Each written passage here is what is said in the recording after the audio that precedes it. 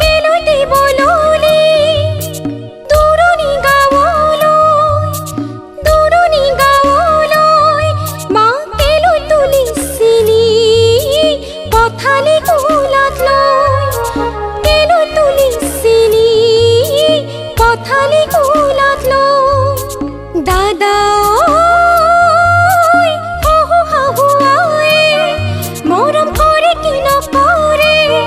মৰম কৰে কি নকৰে দেচোন আশীৰ্বাদ শিৰত থাকো যেন কুশলে দেচোন আশীৰ্বাদ শিৰত থাকো যেন কুশলে